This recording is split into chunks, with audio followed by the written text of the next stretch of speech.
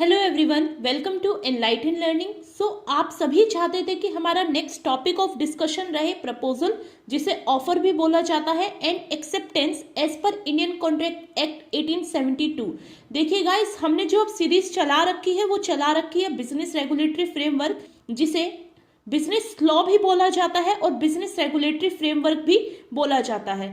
सो हमारा आज का टॉपिक होने वाला है about proposal, offer and acceptance की ये होता क्या है। सबसे पहले वीडियो स्टार्ट करने से पहले मैं आप सभी को कॉन्ग्रेचुलेट करना चाहूंगी कि हमारे 1 के सब्सक्राइबर कंप्लीट हो चुके हैं। हमारी एनलाइटियन फैमिली आप सभी के सपोर्ट की वजह से डेली इंक्रीज होती जा रही है। आप सभी का फैमिली का मेंबर होने के नाते ये फर्ज बनता है कि आप इस वीडियो को ज्यादा से ज्यादा शेयर करें, ज्यादा से ज्यादा लोगों तक, स्टूडेंट्स तक पहुंचाएं। सो चलिए स्टार्ट करते हैं कि ऑफर एंड प्रपोजल आखिर होता क्या है एंड एक्सेप्टेंस क्या है। देखिए गाइस, इसके 2 पार्ट आएंगे ऑफर एंड एक्सेप्टेंस के। पार्ट 1 में हम डिस्कस करेंगे about offer and proposal, and part 2 में हम डिस्कस करेंगे अबाउट एक्सेप्टेंस। मैं पूरी कोशिश करूंगी कि ये दोनों पार्ट आपको आज नहीं तो कल में मिल जाएंगे। सो चलिए स्टार्ट करते हैं। देखिए, अब ऑफर क्या होता है इसे हम एक एग्जाम्पल की हेल्प से समझते हैं। एक पर्सन है X और एक पर्सन है Y, दोनों अच्छे फ्रेंड हैं और दोनों साथ में एक साथ में कॉलेज जो है अपने जाते हैं। X लंच बॉक्स लेके आता है, Y लंच बॉक्स लेके नहीं आता, मीन्स अपना टिफिन लेके नहीं आता। तो X क्या करता है, लंच ब्रेक टाइम में Y को बोलता है कि क्या तुम मेरे साथ में लंच शेयर करोगे।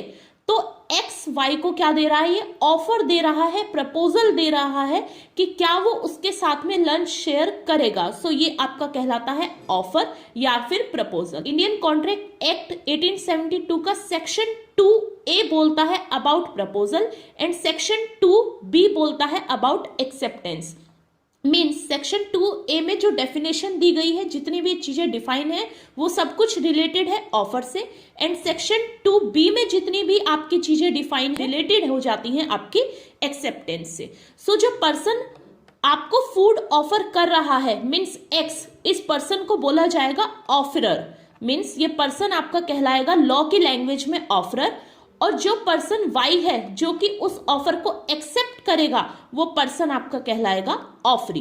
सो ये बेसिक टर्म्स होती हैं कि ऑफरर कौन होता है और ऑफरी कौन। जिसने आपको प्रपोजल दिया वो पर्सन कहलाएगा ऑफरर, एंड जिसने प्रपोजल एक्सेप्ट किया वो पर्सन कहलाएगा ऑफरी। नेक्स्ट एग्जाम्पल देखते हैं हम लोगों की एज का, कि एक पर्सन है जिसका नाम ले लीजिए A है, एक पर्सन A है और एक फीमेल पर्सन है जिसका नाम B है। A चाहता है B से फ्रेंडशिप करना, तो A क्या करता है, B को प्रपोजल देता है, ऑफर देता है कि क्या तुम मेरे से फ्रेंडशिप करोगे, क्या आप मेरी फ्रेंड बनना पसंद करोगी। तो वो कहलाता है आपका ऑफर। देखिए, कोई भी एग्रीमेंट बिना प्रपोजल के या फिर एक्सेप्टेंस की एब्सेंस में पॉसिबल नहीं है। किसी भी एग्रीमेंट के वैलिड होने के लिए, किसी भी कॉन्ट्रैक्ट के वैलिड होने के लिए इन दोनों टर्म्स का होना काफी हद तक इंपॉर्टेंट हो जाता है। जब तक ऑफर नहीं होगा, कोई पर्सन उसे एक्सेप्ट नहीं करेगा, बिना ऑफर और एक्सेप्टेंस के कोई भी एग्रीमेंट या फिर कॉन्ट्रैक्ट नहीं बन सकता। सो चलिए एक बार देख लेते हैं। A contract is an agreement and comes into existence when one party make an offer which other party accept. देखिए, एक कॉन्ट्रैक्ट एग्रीमेंट होता है और वो एग्रीमेंट तभी बनता है जब एक पार्टी किसी दूसरी पार्टी को कोई भी ऑफर देती है, कोई भी प्रस्ताव रखती है और दूसरी पार्टी उसे एक्सेप्ट कर लेती है। Neither offer nor acceptance alone can create an agreement.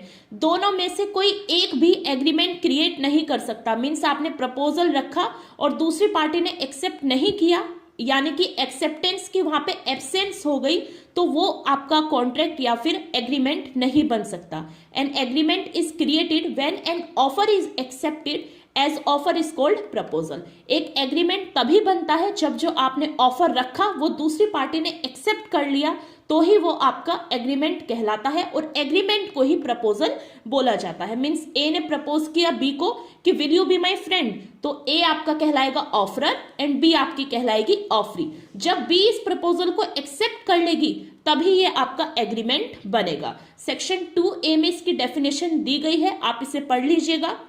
Definition यही कहती है कि जब एक पर्सन सिग्निफाइज होता है या फिर दूसरे पर्सन को अपनी विलिंग, इच्छा प्रकट करता है कि मैं आपको ये ऑफर देना चाहता हूं, और दूसरा पर्सन उसे एक्सेप्ट कर लेता है, अपनी एसेंस दिखाता है, तो उसी सारे कंडक्ट को बोला जाता है प्रपोजल या फिर ऑफर। आशा करती हूं आपको meaning and definition of proposal या फिर ऑफर अच्छे से क्लियर हो गया होगा। ऑफर कुछ भी नहीं है गाइस, बहुत ईजी है।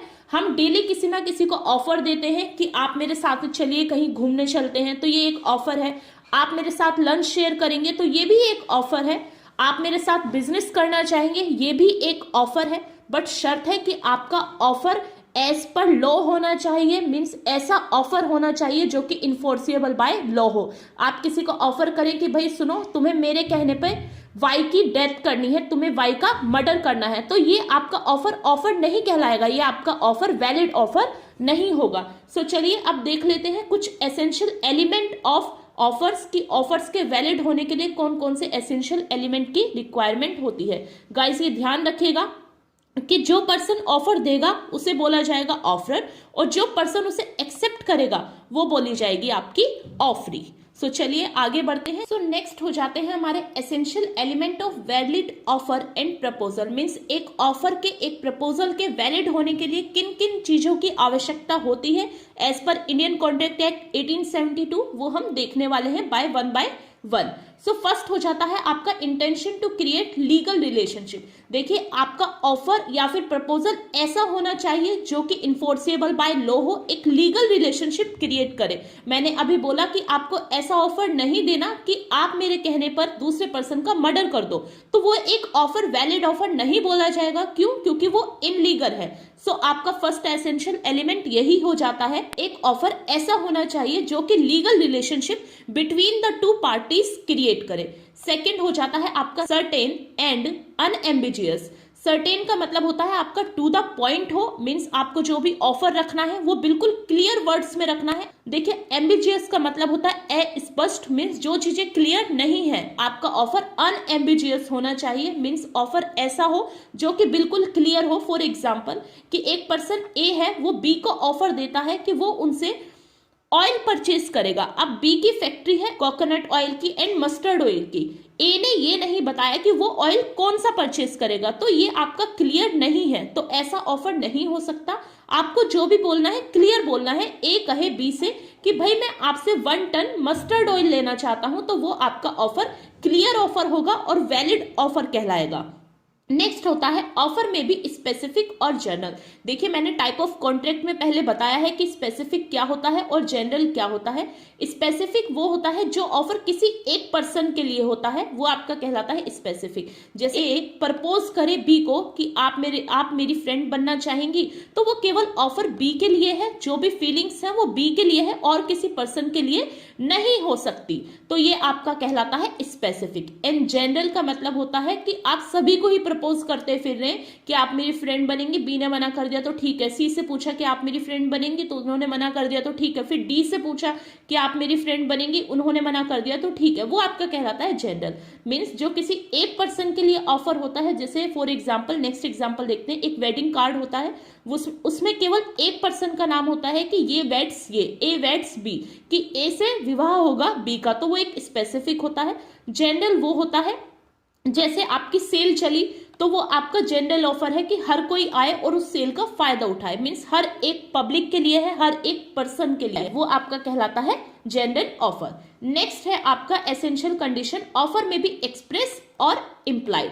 देखिए एक्सप्रेस का मतलब होता है जो कि रिटन या फिर ऑरल हो, मीन्स आपने कहीं पे लिख रखा है कि सेल सेल सेल, तो वो आपका है एक्सप्रेस। आप एक्सप्रेस अपनी फीलिंग को रिटर्न भी कर सकते हैं और ऑरल भी। वही एग्जाम्पल लेंगे अपने वाला कि ए चाहे तो बी को व्हाट्सएप टेक्स्ट भी कर सकता है, मीन्स रिटर्न भी अपना ऑफर दे सकता है, और चाहे तो इन फ्रंट आके सीधा सीधा बोल भी सकता है, तो वो आपका कहलाता है एक्सप्रेस।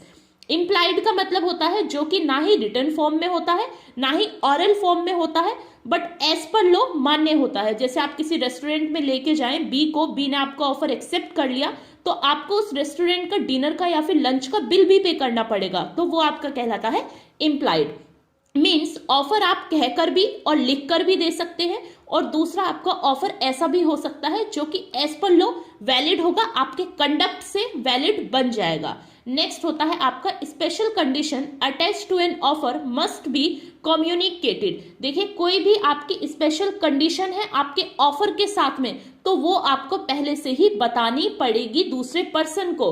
फॉर एग्जाम्पल की सेल चलती है, सेल में लिखा होता है अगर आप 2 परचेज करेंगे मीन्स बाय 2 गेट 1 फ्री, तो ये इनकी कंडीशन है। अगर आप 2 कोई भी कमोडिटी परचेज करते हैं तभी आपको 1 कमोडिटी फ्री मिलेगी, अगर आपने 1 परचेज करा तो आपको कुछ भी फ्री नहीं मिलेगा। तो ये एक कंडीशन हो जाती है किसी भी ऑफर की, जो कि आपको पहले से ही कम्युनिकेट करनी चाहिए, पहले से ही बता देनी चाहिए सेकंड पर्सन को। आज हमने डिस्कस किया अबाउट ऑफर एंड प्रपोजल, इसका मीनिंग एंड डेफिनेशन देखा, ऑफरर कौन होता है और ऑफरी कौन होता है ये भी हमने समझा। साथ ही हमने डिस्कस किया एसेंशियल कंडीशन और essential point of valid offer, ये सभी पॉइंट्स हो जाते हैं वैलिड ऑफर के। इनकी एब्सेंस में आपका कोई भी ऑफर वैलिड नहीं हो सकता, वो आपका ऑफर वॉइड ऑफर बन जाता है। देखिए गाइस, यूनिट 1 हम कंप्लीट कर चुके हैं बिजनेस रेगुलेटरी फ्रेमवर्क और बिजनेस लॉ की। मैं आप सभी से आशा करती हूँ आपको ये सीरीज अच्छी लग रही होगी। अगर आपको अच्छी लगे, समझ में आए, तो वीडियो को ज्यादा से ज्यादा शेयर करें। Thank you for watching this video guys.